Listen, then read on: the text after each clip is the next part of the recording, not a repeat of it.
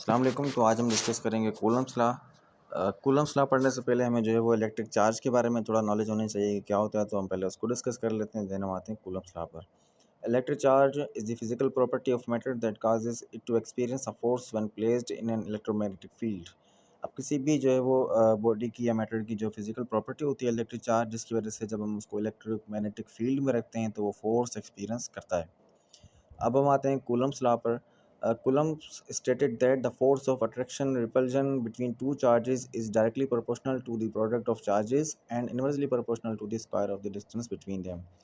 Force होती है किसी भी किन भी दो चार्जेस के दरमियान, वो डायरेक्टली प्रोपोर्शनल होती है उनके मैग्नीट्यूड के, और इनवर्सली प्रोपोर्शनल होती है उनके square of the distance between them. The force is of repulsive nature if both charges are of same nature.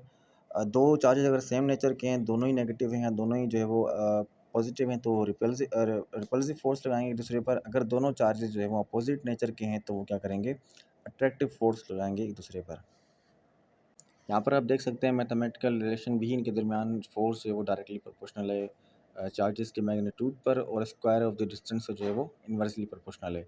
यहाँ पर के जो है वो कूलम्स कांस्टेंट है, जिसकी वैल्यू 1/4πε0 है, और फोर्स का यूनिट जो है वो न्यूटन होता है, वो भी यहाँ पर मेंशन्ड है।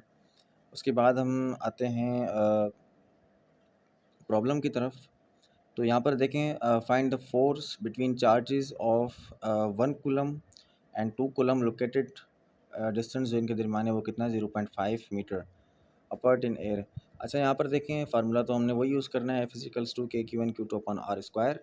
यहाँ पर देखें आप, के की वैल्यू क्या है, 9 × 10⁻⁹ जो कि कांस्टेंट वैल्यू है, और चार्जेस की आपको दिए हुए मैग्नीट्यूड यहाँ पर, और आर भी आपको पता है 0.5 मीटर है। तो आप उसका स्क्वायर कर देंगे। तो यहाँ पर देखें नेगेटिव साइन आ रहा है सॉल्यूशन के अंदर। नेगेटिव साइन इंडिकेट कर रहा है कि यहाँ पर फोर्स जो है वो अट्रैक्शन, तो यहाँ पर नेगेटिव साइन शो कर रहा है कि यहाँ पर फोर्स जो है वो अट्रैक्शन है, अट्रैक्टिव फोर्स है, यहाँ पर जो अट्रैक्शन हो रही है। अच्छा, यहाँ पर अगर देखें दोनों ही चार्ज अगर नेगेटिव होते तो माइनस माइनस प्लस होता है, पता है। तो यहाँ पर जवाब आपका जो है वो पॉजिटिव आता फोर्स आपका।